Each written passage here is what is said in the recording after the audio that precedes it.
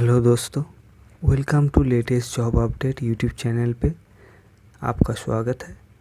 आज मैं आप लोगों के लिए एक बड़ा अपडेट लेके आया हूँ NPCIL की तरफ से। For science graduate, commerce graduate, engineers eligible हैं। फ़ी भी नहीं है, सैलरी भी बहुत अच्छा है। Please watch the video till and. So please consider to subscribe the channel and press the bell icon। मैं डेली आप लोगों के लिए न्यू जॉब अपडेट लाता रहूँगा। तो चलिए शुरू करते हैं। तो आज का जो जॉब आया है NPCIL की तरफ से, nuclear power corporation of India limited, A government of India enterprise, Rajasthan site के लिए। तो आप लोग के डेट्स ऑनलाइन रजिस्ट्रेशन के डेट स्टार्ट हो गए एप्लीकेशन के 3/11/2020 टू 24/11/2020, मतलब 3 से 24 नवंबर के बीच में आपको ये एप्लीकेशन भरना है 10 से लेके 4 बजे के। तो इसमें फर्स्ट पोस्ट है stipend trainee assistant, scientific assistant, diploma holders in engineering, science graduate, scientific assistant and scientific B assistant. Total post 164 है। SC के लिए 26, ST के लिए 10, OBC के लिए 45, EWS के लिए 16 एंड जनरल के लिए 67।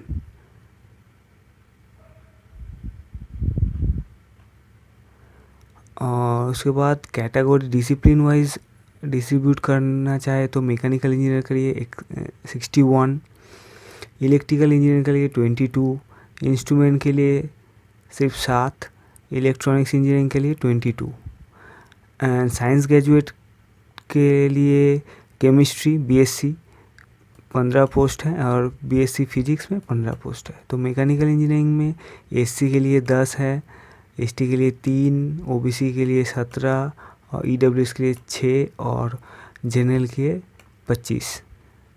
इलेक्ट्रिकल इंजीनियरिंग के लिए टोटल 22 है। तो SC के लिए 4 है, ST के लिए 2, OBC के लिए 6, EWS के लिए 2 और जनरल के लिए 8। इंस्ट्रूमेंटेशन इंजीनियरिंग के लिए 7 पोस्ट है।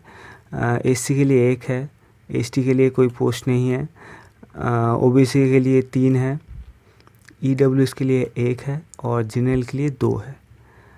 इलेक्ट्रॉनिक्स इंजीनियरिंग के 22 हैं।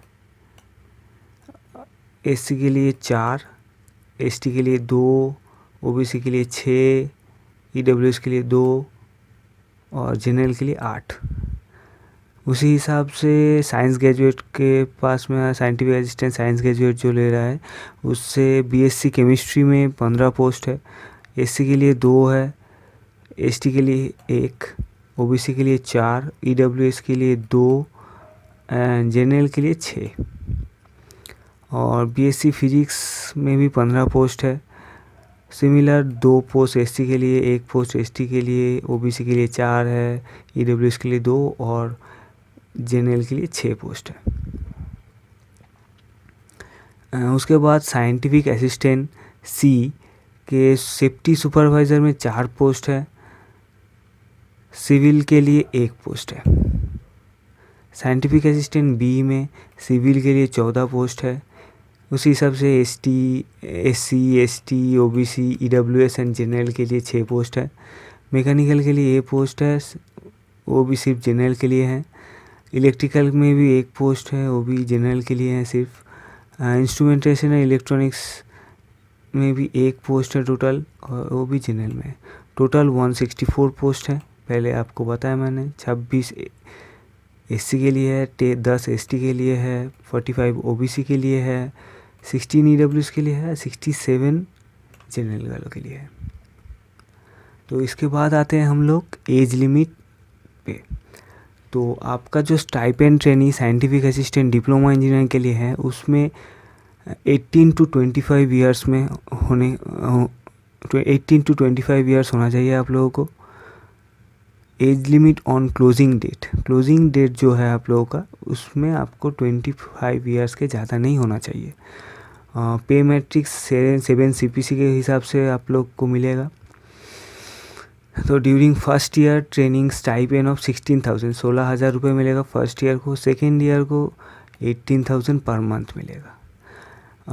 Stipend training scientific assistant science graduate के लिए सेम है, 18 to 25 ईयर्स।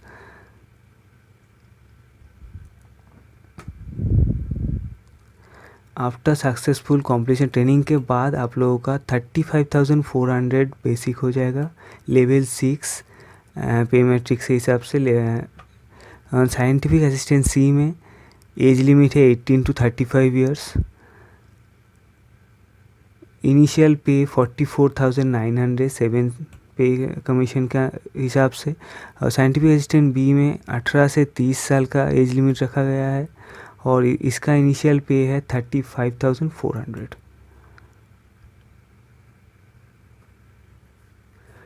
तो उसके बाद आते हैं हम लोग relaxation of upper age limit. Age limit में schedule caste and schedule type SC and ST में आपको 5 साल का एज रिलैक्सेशन मिल जाएगा। अदर बैकवर्ड क्लासेस में 3 साल का एज लिमिट मिल जाएगा। PWBD person with benchmark disabilities में 10 साल का एज रिलैक्सेशन मिल जाएगा। PWBD शेड्यूल का शेड्यूल ट्राइब के 15 साल का एज रिलैक्सेशन मिल जाएगा और एक्स सर्विसमैन के लिए और अदर बैकवर्ड क्लासेस के 13 साल का एज रिलैक्सेशन आपको मिल जाएगा। अब आते हैं अलाउंसेस एंड अदर बेनिफिट्स में। आप जॉब मिल जाने के बाद आप लोगों को क्या अलाउंसेस मिलेगा? Location allowances, cable TV reimbursement, newspaper reimbursement, medical assistant, transport allowance, washing allowance, accommodation, school facility etcetera. उसके बाद पीरियड ऑफ ट्रेनिंग। इसका मतलब आप जब जॉब मिल जाएगा आप लोगों को, उसके बाद ट्रेनिंग होगा आप लोगों के लिए। उस ट्रेनिंग कितने साल का होगा? The period of training for the most category 1 stipend training scientific assistant diploma holders in engineering category 1 stipend training scientific assistant graduate science graduate will be 1.5 साल का, माना 18 मंथ का आपका ट्रेनिंग होगा। एग्ज़ाम के लिए क्वालिफाई करने के लिए आपका एक फिज़िकल स्टैंडर्ड सेट किया गया है, उसके हिसाब से स्टाइपेंड ट्रेनिंग और साइंटिफिक असिस्टेंट के नॉट एप्लीकेबल मीडियम होना ही बेहतर है। Category 1 stipend training science graduate के लिए एक पर्टिकुलर दिया हुआ है, minimum height 160 centimetre and minimum weight 45 centimetre, जो डिप्लोमा होल्डर मतलब इंजीनियरिंग ग्रेजुएट के लिए नहीं है। And scientific assistant C and B में भी कोई एसेंशियल फिजिकल स्टैंडर्ड नहीं है, सिर्फ ओनली साइंस ग्रेजुएट के लिए जो फिजिक्स और केमिस्ट्री के लिए। इसके बाद आता है क्वालिफिकेशन एंड एक्सपीरियंस पे। Category 1 scientific assistant and stipend trainee diploma holder, आपको डिप्लोमा होना चाहिए। आपका मैकेनिकल हो, सिविल हो, इलेक्ट्रिकल हो, इलेक्ट्रॉनिक्स, आपका डिप्लोमा होना चाहिए। 10th और 12th के बाद आप डिप्लोमा होना चाहिए। एंड डिप्लोमा में 60% marks in mechanical, electrical instrument and electronics engineering में होना चाहिए एंड रिकॉग्नाइज यूनिवर्सिटी से होना चाहिए। एंड BSc फिजिक्स में भी BSc होना चाहिए आप लोगों को with a minimum marks of 60%। 60% तो आपको होना ही चाहिए minimum, with physics as principal and chemistry, mathematics, statistics, computer science as subsidiary.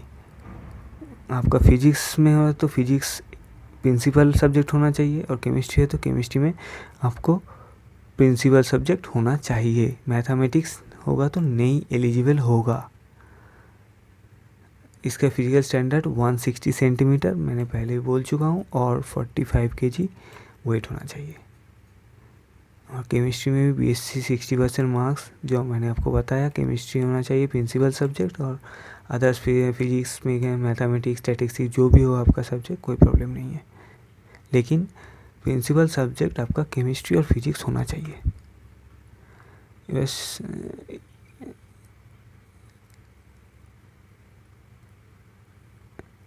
आपका और भी जो पोस्ट है साइंटिफिक असिस्टेंट और फिर जो सिविल में आपका 3 साल का डिप्लोमा होना चाहिए। मैकेनिकल हो तो मैकेनिकल में आपका 3 साल का डिप्लोमा होना चाहिए।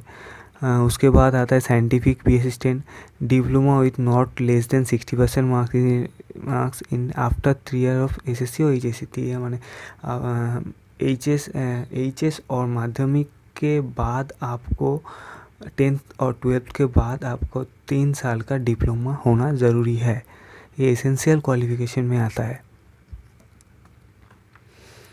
इसके बाद आते हैं सिलेक्शन प्रोसीड्योर में। सिलेक्शन प्रोसीड्योर में आपका रिटेन टेस्ट होगा और पर्सनल इंटरव्यू होगा। The written test will be OMR sheet और कंप्यूटर बेस्ड, जो भी हो सकता है। अभी पूरा नहीं बताया गया है, दोनों ही ऑप्शन दिया हुआ है यहाँ पे। ओएमआर शीट पेन और पेपर में हो सकता है, और सीवीटी मतलब कंप्यूटर बेस्ड टेस्ट भी हो सकता है आप लोगों का। दोनों के लिए बता रहा हूँ, एक स्टाइपेंड ट्रेनी इंजीनियरिंग डिप्लोमा के लिए एंड साइंस ग्रेजुएट के लिए भी। उसके बाद आता है selection procedure, written test and personal interview. Written test में ओएमआर बेस्ड होगा, 2 आवर का आपका एग्जामिनेशन होगा, 100 मल्टीपल चॉइस क्वेश्चन रहेंगे उसमें, और पीडब्ल्यूडी कैंडिडेट को 20 मिनट ज़्यादा मिलेगा।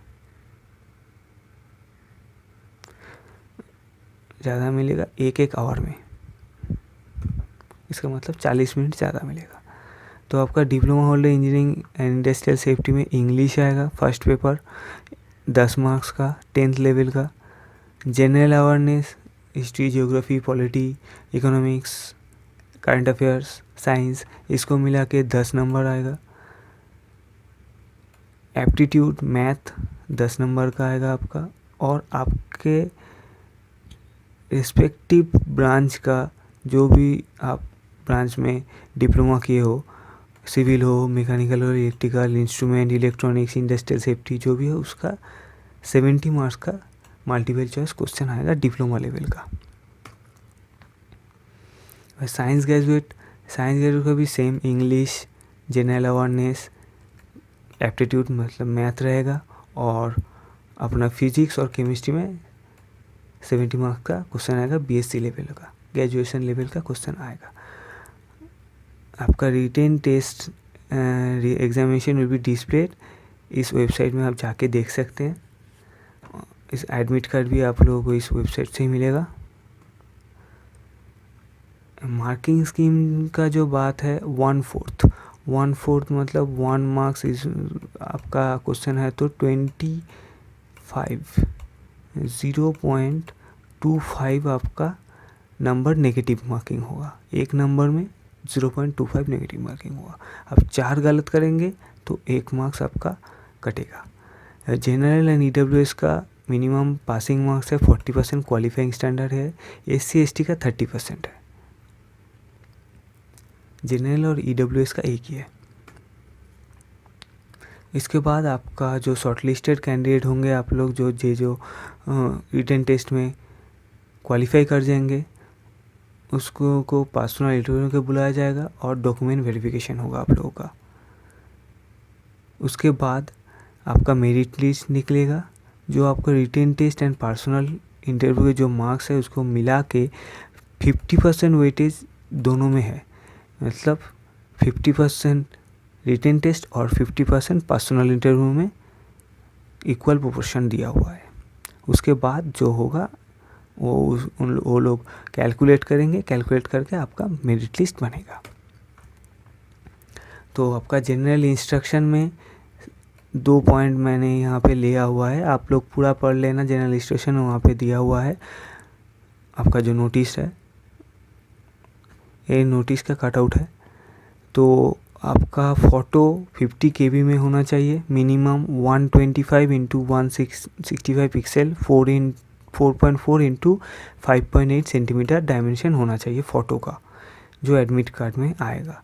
और उसके बाद जो आपका सिग्नेचर है वो 20 KB के अंदर होना चाहिए, वो भी 125x80 पिक्सल और 4.4 इंटू 9 सेंटीमीटर डायमेंशन में होना ही चाहिए।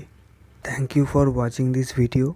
आपको ये वीडियो अच्छा लगा तो like share and subscribe this YouTube channel and press the bell icon for future update. मैं डेली आप लोगों के लिए नए नए जॉब के अपडेट लाता रहूँगा and check out the description for the notice।